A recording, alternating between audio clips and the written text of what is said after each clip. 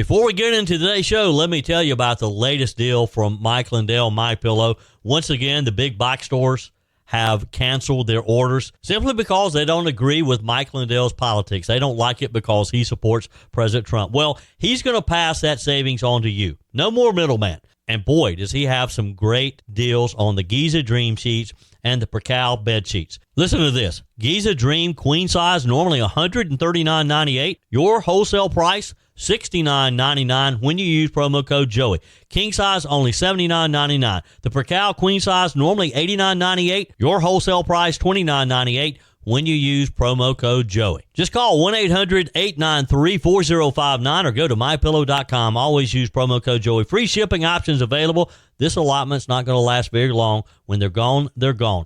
MyPillow.com, promo code Joey. Thanks for joining me in the PhD Weight Loss and Nutrition Studios. To lose weight for the last time, visit myphdweightloss.com. Welcome in. Here's what we're going to be talking about today. Just weeks before the U.S. Supreme Court hears a major case that could redefine the scope of judicial power, Senator Chuck Grassley is ramping up his criticism of nationwide court injunctions by these rogue district judges.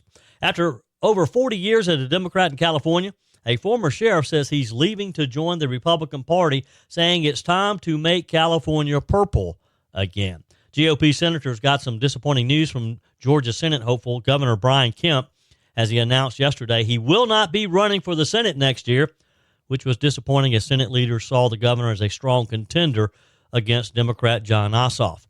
And a proposed Paris Mountain hotel was denied approval by a Travelers Rest City Council committee.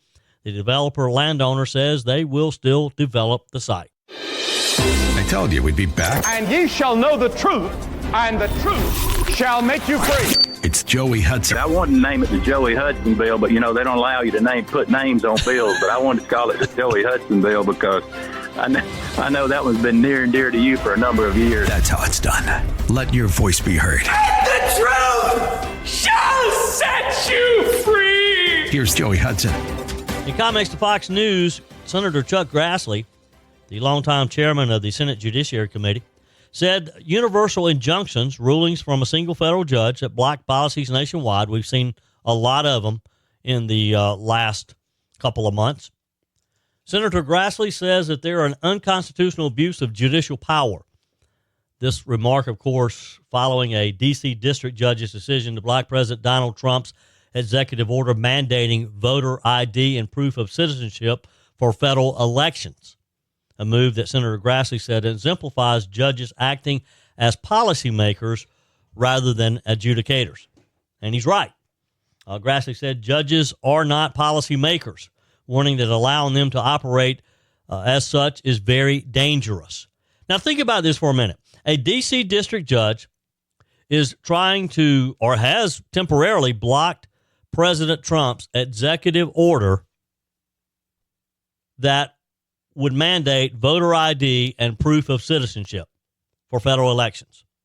Now, why is there even an argument about this?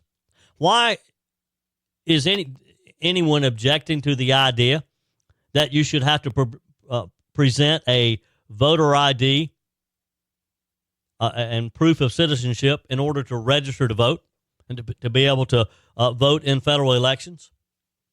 There's a lot of talk about the real ID that's going into effect soon. I haven't heard a lot of Democrats concerned about real IDs. Kind of similar, isn't it?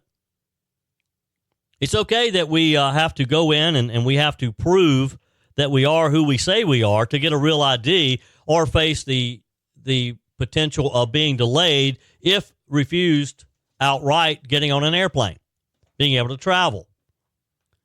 But there hasn't been an uproar among Democrats over this, has there? And that's taking effect, tomorrow. Senator Grassley said he's working to advance the Judicial Relief Clarification Act, which is aimed at ending the use of universal injunctions by limiting federal judges' power to issue decisions beyond their own district. He added that the upcoming May 15th Supreme Court hearing could offer a decisive ruling on the matter. And I hope it does, because this has gotten ridiculous what these judges are doing. The case that we're talking about centers on President Trump's executive order, which reinterprets birthright citizenship, a policy that stems from the 14th Amendment. The order sparked immediate legal challenges, of course, and was halted by federal judges in multiple states, including Massachusetts, Maryland, and Washington. Now, critics of the policy want to take you back to the 1898 precedent set by U.S. versus Wong Kim Ark, where the Supreme Court at the time ruled that children born in the U.S. to foreign parents, in this case Chinese immigrants, were U.S. citizens under the Constitution. President Trump and supporters argue that the 14th Amendment was specifically intended to apply to freed slaves after the Civil War and was never meant to guarantee citizenship to the children of undocumented immigrants. Senator Grassley's push to limit judicial reach has gained traction among a lot of conservatives in the Senate, thank goodness, particularly under Trump's administration, which has faced more than 60 universal injunctions since 2017, more than double those issued under previous administrations. He also took aim at a recent resolution which was introduced by Senator Dick Durbin, the Democrat from Illinois, urging President Trump to comply with all federal court rulings. Senator Grassley countered that the president shouldn't have to ask permission for more than 600 different district judges to manage the executive branch he was elected to lead. Very good point. He was not just elected, he was given a mandate to lead. And these judges are trying to block some of the things that he's doing that he promised us he would do, and that's why we sent him to the Oval Office again. Now, while Senator Grassley's bill is unlikely to pass through reconciliation due to Senate budgetary rules, specifically the Byrd Rule, which prohibits non-budgetary measures from being attached to budget bills, he says that bipartisan support may still be achievable. Look, I don't care what party you are, you shouldn't want rogue judges to be allowed to do what they're doing right now. Grassley said, I hope to find a solution for that, and I hope that you and I can work out that together, directing his comments, of course, to colleagues across the aisle, talking to his Democrat colleagues. The Supreme Court's upcoming ruling could provide clarity on the use of these sweeping judicial blocks and either rein in or, God forbid, reaffirm one of the most powerful tools available to the federal bench. You know, I don't really care how they're reined back in, whether it's through a Supreme Court ruling, which I would hope that the justices recognize what a problem this is, to have these judges doing what they're doing to prevent President Trump from doing what we have elected him to do. If they don't do it, though, I do hope that the Senate will step in and will put some limits on what they can do. Somebody has to stop them. It's getting ridiculous, not only for what they're doing as far as slowing down progress, but think about how much money this is costing us. No telling how many millions of dollars our Department of Justice is having to spend to defend the president's executive orders. It's just getting ridiculous. And somebody, whether it's a Senate action or the U.S. Supreme Court, has to once and for all put this to a stop. Meanwhile, the Trump administration says it's going to pay illegals in the U.S. who've returned to their home country, who will return to their home country voluntarily, $1,000 as it pushes forward with its mass deportation agenda.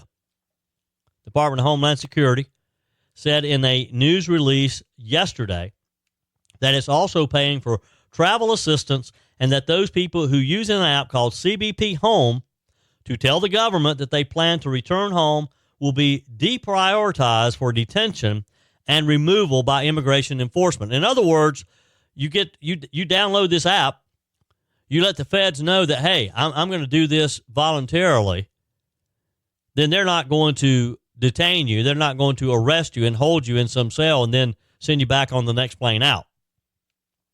Secretary Kristi Noem said in a statement, if you're here illegally, Self-deportation is the best, safest, and most cost-effective way to leave the United States to avoid arrest. DHS is now offering illegal aliens financial travel assistance and a stipend to return to their home country through the CBP Home app.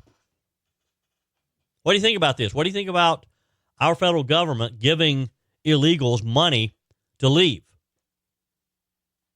President Trump has made immigration enforcement, of course, and his mass deportation of immigrants the centerpiece of his second administration.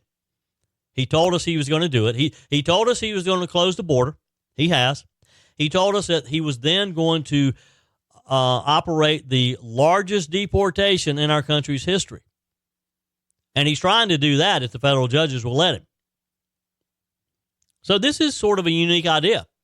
If you're going to be slowed down by these rogue judges, then why not come up with a program, a creative way that would convince some of the people here illegally who are probably quite nervous right now anyway.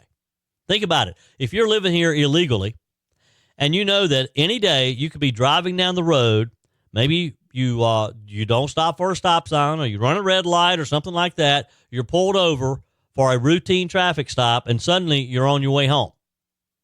Well, you do the right thing and you let the federal government know, hey, look, I'll go voluntarily if you give me some help. You might just get that $1,000 plus travel expenses. Now, how much is that going to cost us to get rid of how many, 15 million, 20 million people that are here? Is it worth the money? You willing for your federal tax dollars to be spent like that? Email me, joey@joeyhudson.com. You can text me as well.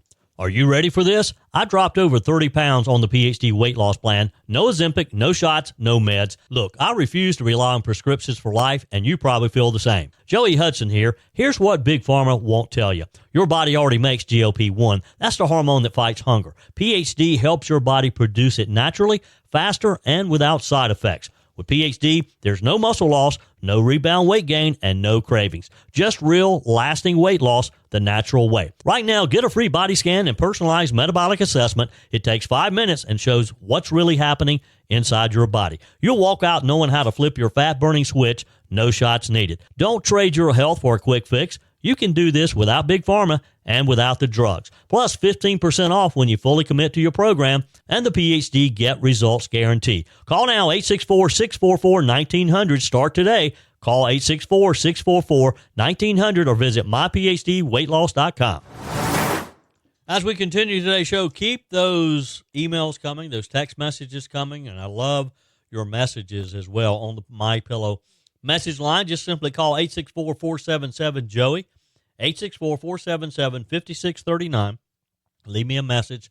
Tell me what's on your mind, and always use promo code Joey when you go to mypillow.com and place those orders. There's still some great deals on the Giza Dream Sheets, the Percal bed sheets as well. For example, the Giza Dream Queen Size, normally $139.98. Your wholesale price continues to be $69.99 until they're all gone when you use promo code Joey. King size only $10 more, $79.99. The Percal Queen Size normally $89.98. Your wholesale price when you use promo code Joey, $29.98. King size only $34.98. There's a lot of other great deals too. Just go to mypillow.com, click on the radio podcast listener special, and you'll see all the great deals that you'll get when you drop my name. Just use promo code Joey. Free shipping options are available. Again, these aren't going to last too much longer. He's getting low. When I was up there last week at the plant, the shelves were starting to get bare on the Giza Dream Sheet. So mypillow.com. You can call as well, 800-893-4059, 800-893-4059. Use promo code Joey. So last week I told you about Kamala Harris giving her first speech after losing the presidency miserably last November. I love to always say miserably. She gave her her first speech after last year's election. It was reportedly meant to be the first step in her comeback, in this great comeback that she's going to orchestrate. Now, there have been rumors of a possible gubernatorial run in California, and of course, the mention of her running for president again in 2028. how much you want to bet, and I'm not really a betting person, that she won't even consider running for governor of California. She's just playing with that idea. She has her eye on the Oval Office. She believes she's entitled to it. She believes that she was cheated somehow out of her legacy as being the first female, first black, or whatever she is, whatever's convenient for her in a particular situation, to be in the Oval Office. But last week, when she gave this first speech, and she's made some moves to indicate that sort of a trial balloon, if you will. Well, that trial balloon may have been popped. Some Democrat senators are stopping short of throwing their support behind Kamala Harris as a potential 2028 presidential candidate. This is according to a new report published late Monday afternoon. A Democrat senator who remained anonymous, of course, told The Hill no when asked if Harris should run again in 2028. Just a very blunt no. The senator told the outlet that Harris had her chance in 2024 before losing to President Donald Trump in November and doesn't care to give her another shot at it. Senator John Hickenlooper, from Colorado, Democrat, told news agencies when asked that he didn't see Harris as a front runner for the Democrat nomination, though he did say that the former vice president would bring a, quote, valuable perspective to the political debate. He went on to say, I think time will tell. What's going to happen over the next 6 to 18 months is going to be lots of Democrats having lots of different opinions about what our priorities should be. What are the values we have to put first? Now, some were more confident about Kamala Harris's chances in 2028. For example, Senator Martin Heinrich from New Mexico. He told The Hill that he was open to Harris running again, emphasizing that there would be an open process in the next presidential election. Now, I think what he's saying here, I think it's kind of code by saying, hey, I don't care if she runs. She's got to run in the primary. It's not going to be given to her like it was this last time. He said, I'm a big fan of Kamala Harris. I enjoyed serving with her in the Senate. I think given the time frame that we have, which is very different from what we were dealing with last time, that it's going to be an open process. Having that open process has a lot of long-term benefits, he said. Basically, hey, she's free to jump in the primary just like anybody else. If she comes out the winner, then she should be our nominee. The Hill reported that Heinrich discouraged former Secretary of State Hillary Clinton from running again in 2020. Maybe some of them will do the same this time with Kamala Harris. Senator Richard Blumenthal from Connecticut said Harris was a good candidate, but questioned whether she was the best candidate. He said, I think she's a potential candidate. There were a good many reasons that she lost, some beyond her control, but she's a strikingly attractive and effective candidate and public official, he said. The question would be whether she's the best candidate, and there will be a lot of debate about that question, he said. There are a couple others who are actively talking about it as well. Illinois Governor J.B. Pritzker and Gavin Newsom of California, of course, are both said to be considering runs in 2028. We know who's not going to be running for Senate in Georgia next year. Georgia Governor Brian Kemp, who had been considered one of the favorites, front runner, says he will not run for the Senate. This was a massive blow to Republicans who were hoping the governor would run against Democrat Jon Ossoff. The two-term governor, who cannot run for re-election in 2026 because of term limits, explained that being on the ballot is not the right decision for me and my family. He said, I spoke with President Trump and Senate leadership earlier today and expressed my commitment to work alongside them to ensure we have a strong Republican nominee who can win next November and ultimately be a conservative voice in the U.S. Senate who will put hardworking Georgians first. That was in a statement issued yesterday afternoon. Kemp's decision could allow Representative Marjorie Taylor Greene an easier path to a general election matchup against Ossoff. She is considered one of the candidates as well. Greene views her chances in the GOP primary more favorably without Kemp, the Daily Caller reported last month. Yet the MAGA Congresswoman, Miss Green, known for all sorts of ideas, could have a more difficult time winning over moderates, according to some polling that's been done. Cobb County GOP Chair Jason Shepard told Politico, "It's like, wow, not necessarily the news we wanted to hear," referring to Brian Kemp bowing out, of course, and seemingly giving it to Marjorie Taylor Greene. We got to win that seat, folks. We can't allow Jon Ossoff to keep that Senate seat. So if you're listening in Georgia today, give us some ideas. Who else other than Brian Kemp who says he's out? Now, Greene managed to get 37% support against Ossoff's 54% in a recent Atlanta Journal-Constitution. Kemp edged out the Democrat with 49% to 46%. So Marjorie Taylor Greene is coming from behind, but you got to consider that now that Brian Kemp's name is off of the list, she might do better in a poll against Ossoff. Showings like this help make Kemp the GOP's number one recruit for Georgia, as National Republican Senatorial Committee Chairman Tim Scott, our senator from South Carolina, said back in January. I don't know. Will the party rally around Marjorie Taylor Greene? Can she get the enthusiasm that Brian Kemp seemed to be getting with the idea that he had been a popular two-term governor? He's still popular in Georgia. He could raise the money. He'd be a good candidate. And we need to see it. But you got to understand, too, that when he says, hey, it's not good for me, it's not good for my family, it's going to be a tough race. It's going to be an expensive race. It's going to be a nasty race, I'm sorry to say.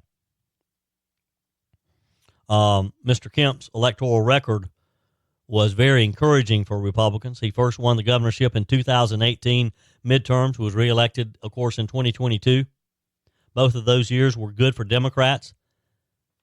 Kemp was primaried by former Senator David Perdue, who had President Trump's support because they haven't had the best relationship in over the years. And he still beat him. He beat David Perdue even with Donald Trump's endorsement. So that kind of shows you how strong Kemp is. Now, of course, the GOP is going to have to look elsewhere. And maybe it's Marjorie Taylor Greene. What do you think about Marjorie Taylor Greene? I wish we had a poll set up for today, but I don't. But you can email me. You can text me. Joey@joeyhudson.com. You can leave me a message on the MyPillow message line, 864-477-JOEY. Is Marjorie Taylor Greene the next best candidate behind Brian Kemp? Can she take that Senate seat back from Jon Ossoff? I mean, Jon Ossoff wasn't supposed to win to begin with. You may recall, and it seems like a long time ago because it was, you may recall, though, people were just stunned when we lost those two GOP Senate seats. Nobody ever expected the GOP to lose those Senate seats. So we got to win them back. We need those two. We need those two votes. Now, of course, Ossoff is up next year. We're going to have to wait a couple more years to take a shot at the other seat. But this is probably going to be one of our best shots at getting that seat back. And it may be Marjorie Taylor Greene's to win. There's another seat, too. Michigan is being closely watched by the Senatorial Committee, too. It's held by Senator Gary Peters, who is also retiring. So if we can pick up Georgia, pick up Michigan, add to our majority in the U.S. Senate, we're going to be better suited to be able to support President Donald Trump's agenda. For those of you in upstate South Carolina over in the Travelers Rest area, one of the hot issues has been the proposed hotel on Paris Mountain, or at the foot of Paris Mountain, I should be clear. The proposal to build what was called a luxury hotel on a ridge at the bottom of Paris Mountain evidently is a dead issue for now. The building proposal has unraveled after losing a crucial committee vote with the city council. The city's Planning and Development Committee voted against advancing the Divine Group's annexation and rezoning request for our 40-acre property on Altamont Road to the full city council. So for now, it looks like that deal is dead. City council members cited concerns over environmental harm and the potential for irreversible change to the forested mountain, which is dotted with single-family homes. Now, the Divine Group said in a statement after yesterday's meeting that it was disappointed with the committee's decision, but it also doubled down on a commitment to build on the site. Now, here's the thing. It's been interesting to watch this as a lot of people have come out of the woodwork opposing this. It's kind of comical at times when you see these types of proposed developments come up and people get all up in arms. Oh, it's going to ruin the mountain. Paris Mountain will never be the same. And these are from some people who would probably tell you they're conservative. Probably tell you they're all for a free market. But they don't want that hotel there on property that someone is willing to sell to the developer, and the developer wants to build on it. Oh, they'll give you a whole list of reasons why it shouldn't happen. I've never had a lot of patience for this type of thing. Because if someone has property they want to sell, someone is willing to buy that property, and in this case, they needed the city of Traverse Rest to annex it. They were in turn going to give the city some property, going to help them build a park for the area, which would have benefited the city. This hotel would have probably been good for the small town of Traverse Rest as well. Not a lot of hotels up there. Would help their tourism. But the neighborhood, but not just the neighborhood, people came from all around. I found it interesting in one of the early meetings that a lady was very vocal, very outspoken against this, how it was going to just destroy the mountain. When asked about where she lived, she didn't even live in the county. She didn't live in Greenville County. And this is how crazy these things get sometimes. But here's the thing. The CEO of Divine Group, Krut Patel, had previously said that the group was considering building apartments, which, by the way, is allowed under the existing zoning. They don't have to ask permission from anybody to build apartments. So you go from what appeared to be a nice-looking hotel to now some apartments that they can't stop. The statement issued by the developer says, we remain fully committed to developing our property and look forward to detailing our next steps soon. You know, I'm not so sure they're not going to double down and just do it out of spite now. I don't think they really wanted to build apartments there because they wanted the hotel.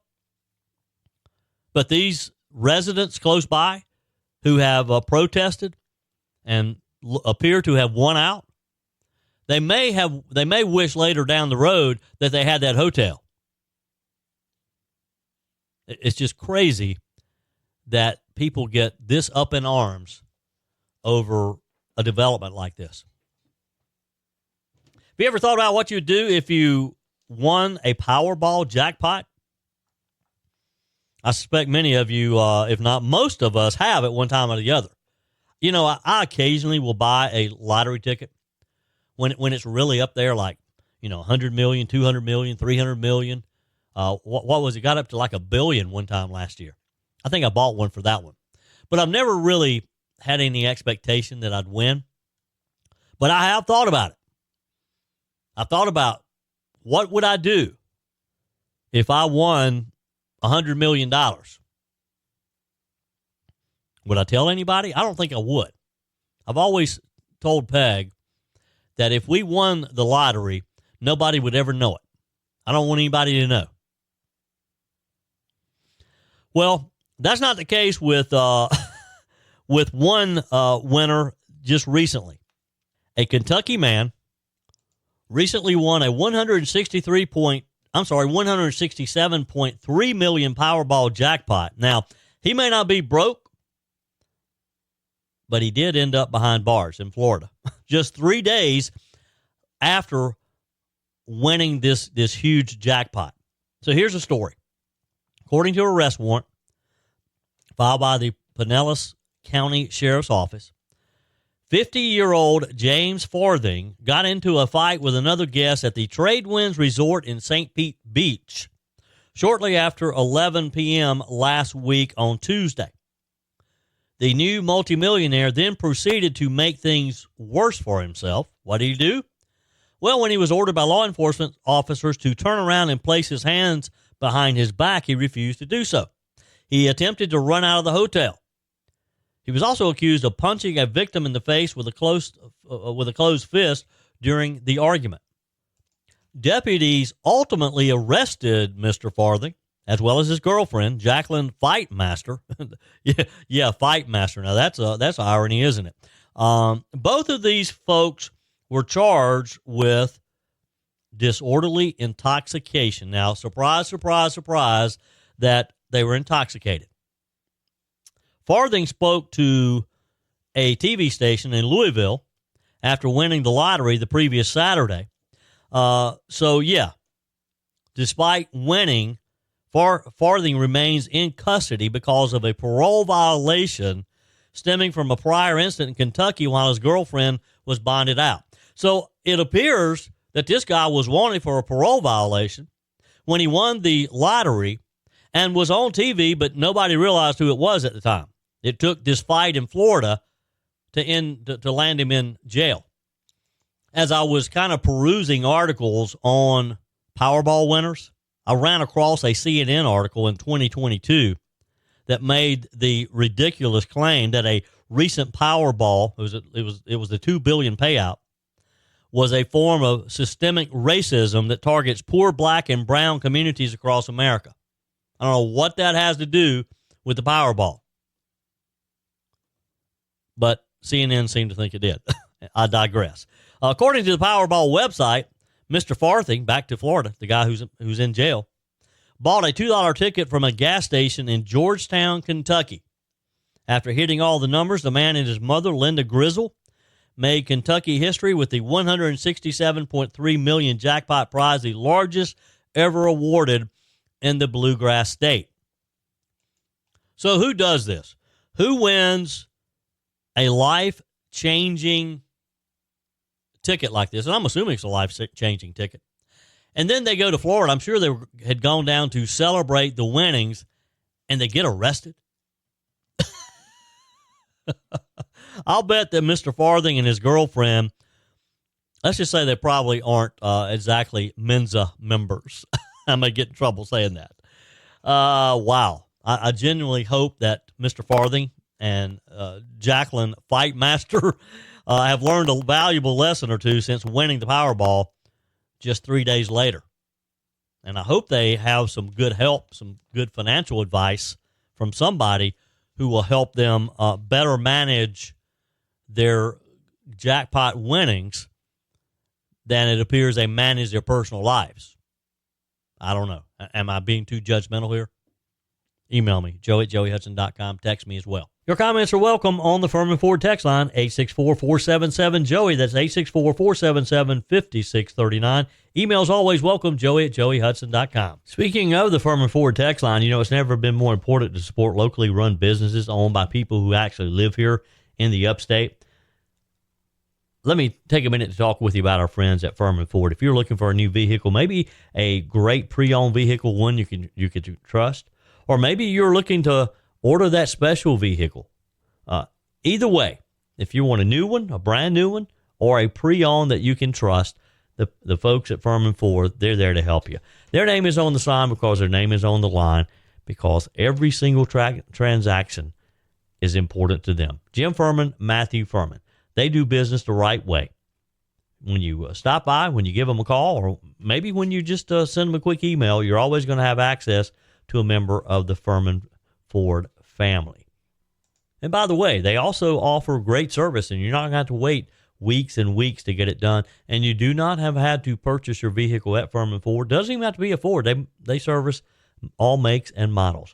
Visit my friends at Furman Ford online at furmanford.com, furmanford.com.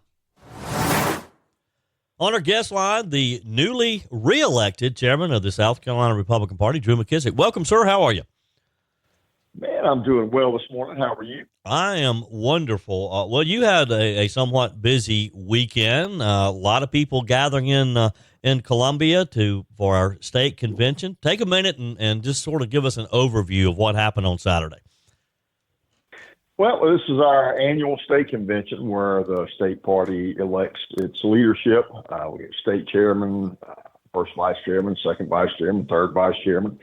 And, it's the culmination of the reorganization process where we're putting together essentially the campaign team, from the precinct level, the county level, and then the state level that will go forward for our next election cycle. So essentially, the party puts together its organization structure, campaign structure for the next campaign about 18 months before the campaign begins. Yep. That then gives us time to work on things like candidate recruitment, and all those organization and all those great things we need to do to win next year. Sure. But that was great. We had, I think about 1,300 or give or take delegates and alternates in Columbia and at the Columbia Convention Center, and for about 4 hours or so on Saturday. And, at the end of the day, we reconfirmed essentially the leadership we have now, which, we've got a good track record. We've got the best winningest record for Republicans in South Carolina in 150 years. I think that's pretty good. I think delegates decided that they would like to continue that winning record. Like I say, if you don't win, you can't govern. Yeah. And making sure that you do the things you need to do to put a winning team on the field and get out the most Republican votes so you can win the most races is the only way we change policy. Yeah. And that's what we've been doing, again, at a record pace. Yeah. You won with a pretty big majority. Former upstate Senator Lee Bright and one other candidate was nominated as well. So, as you mentioned, now you move forward. You pretty much have your team. I'm understand. There could be changes here and there, tweaked here and there. You've got a new executive committee. Some counties have new leadership. So now it's just building for more victories next year. Let's talk a minute though about there was a bit of controversy with the decision not to seat the delegates from Pickens County. As you can imagine, there's a lot of speculation on social media and people talking on why that was done. Take a minute and explain the process of why and how this decision was made. So first off, when it comes to a state convention, you've got a process of credentialing delegates, seating delegates. And in other words, to decide who is legitimately a delegate to any convention. And you have two different mechanisms that are part of that. First off is the credentials committee.